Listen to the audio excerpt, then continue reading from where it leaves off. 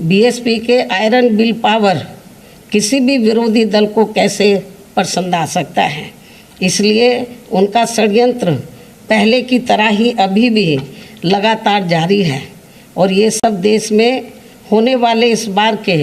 राष्ट्रपति चुनाव के दौरान अब फिर से हमें यहाँ देखने को मिला है।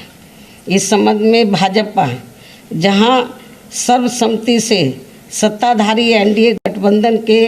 उम्मीदवार तय करने के लिए अपनी विपक्षी पार्टियों से संपर्क करने का दिखावा करती रही है, तो वहीं विपक्षी दल एक संयुक्त उम्मीदवार तय करने के लिए अपनी मनमानी बैठ के करते रहे हैं और इन्होंने उस प्रक्रिया में बीएसपी को अलग थलग रखा है। ये सब इनकी जातिवादी मानसिकता नहीं है तो और क्या है। जबकि बीएसपी जनहित के लगभग हर खास मामले में भाजपा के खिलाफ विपक्ष का हमेशा से सहयोग करती रही है, किंतु पहले बंगाल की मुख्यमंत्री द्वारा दिनांक 15 जून को विपक्षी पार्टियों की बैठक में एक तरफा व मनमाने तौर पर केवल चुनिंदा पार्टियों को ही बुलाना और फिर उसके बाद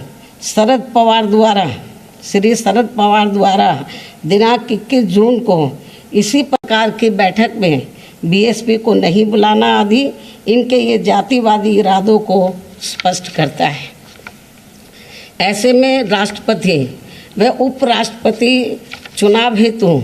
विपक्षी एकता का प्रयास गंभीर न होकर लोगों को इसका केवल एक दिखावा ही ज़्यादा लगता है, जिसका अंजाम भी सभी को मालूम है। जबकि इन्हीं विपक्षी पार्टियों ने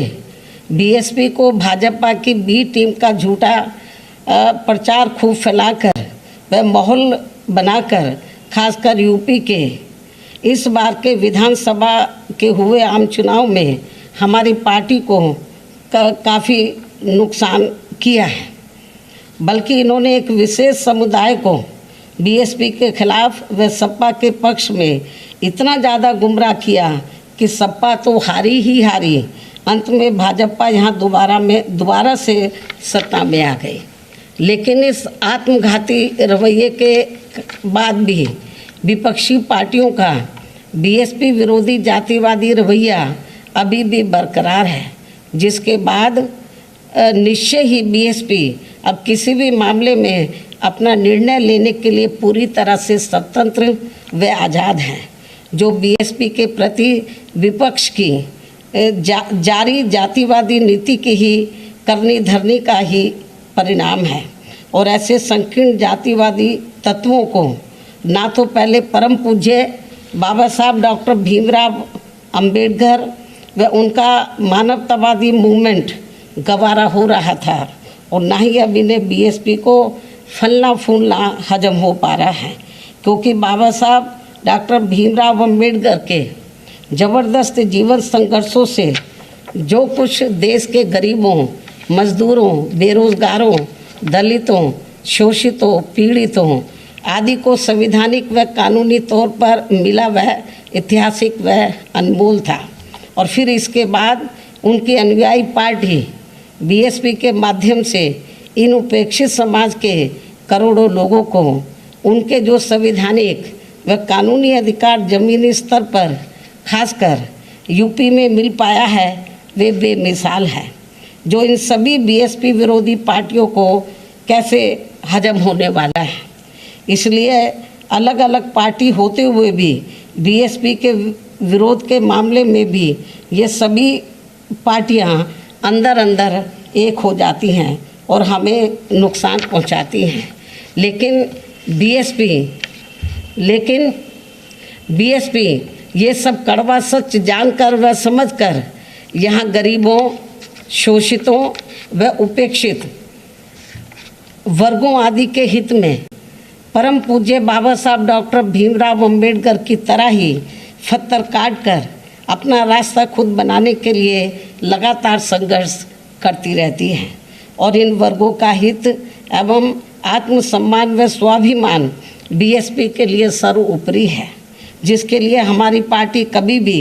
किसी से कोई समझौता